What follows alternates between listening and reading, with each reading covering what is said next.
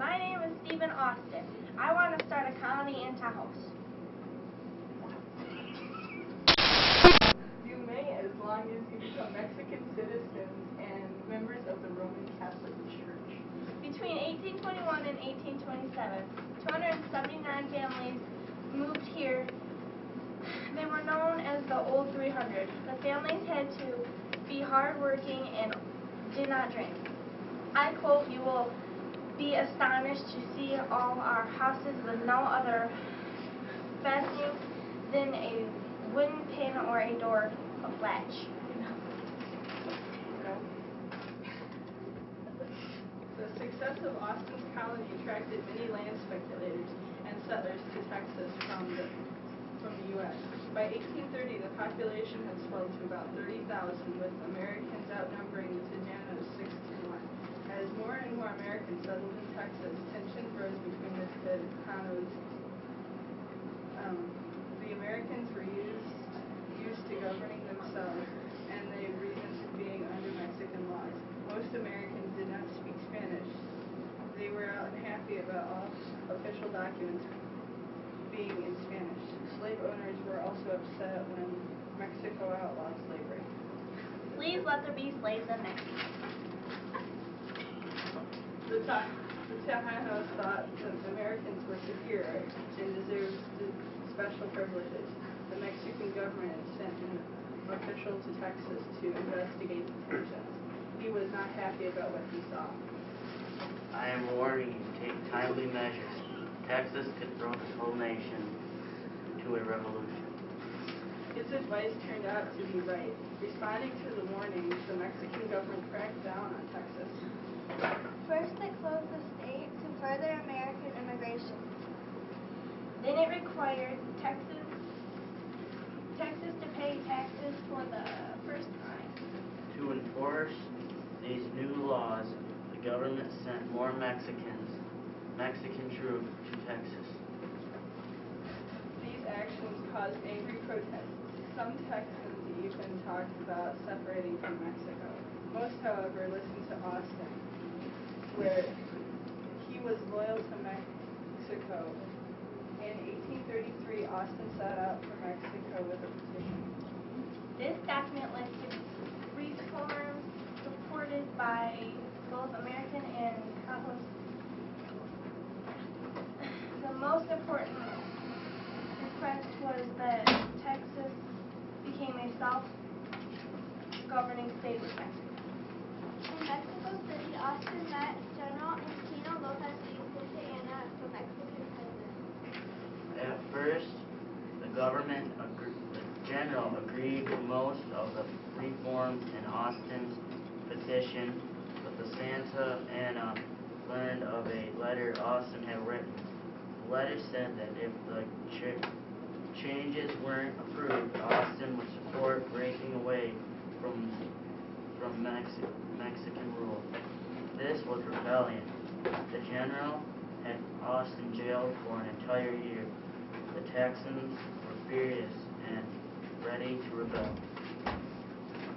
Santa Anna's answer to taunt of rebellion was to send more troops to Texas. In September of 1835, Mexicans ordered to seize a cannon used by Texas for protection against Native Americans. Texas volunteers hung a flag on the ground that said, "Come and take it." The Mexican troops failed to take the cannon later. Texas drove the Mexican troops out of the old mission in Santa Anna that was used as a fortress. It was called the Alamo. In March on 1st and 2nd, Washington on the browse to decide what to do about Santa Anna troops.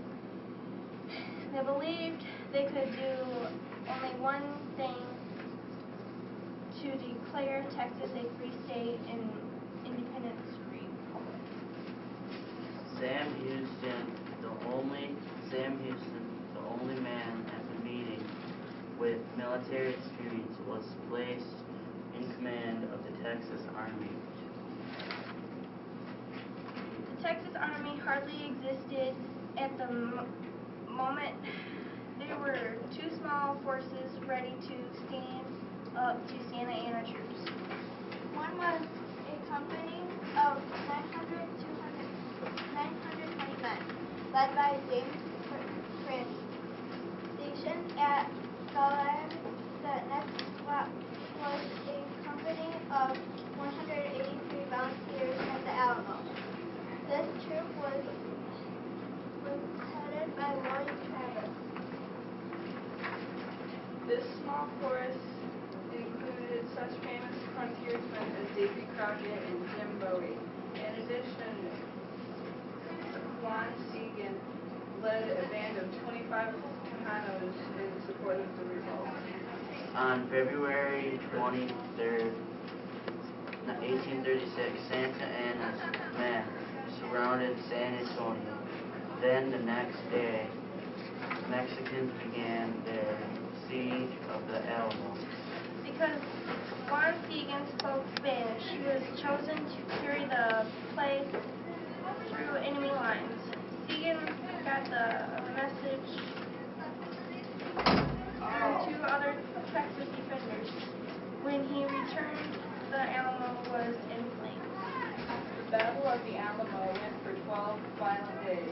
Travis and the defenders refused to give up.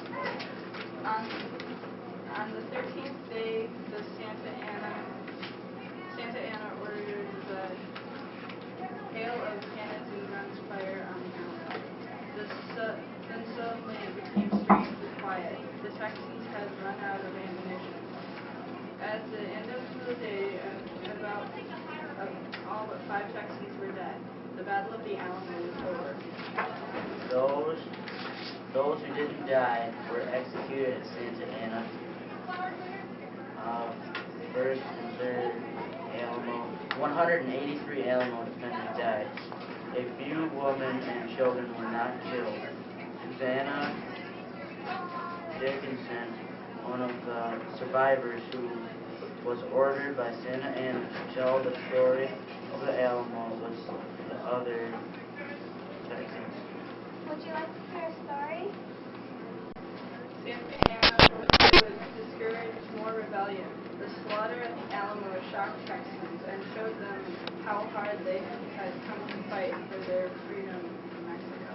With Santa Anna on the attack, Texans fled eastward. Houston sent a message ordering them to retreat. They were captured by Mexican forces. More than 300 were executed. Texan would not forget the massacre. Houston's army doubled. This means now they have over 800 angry men. On April 21st, 1836, Santa Anna caught up with Houston's brigade. The Texas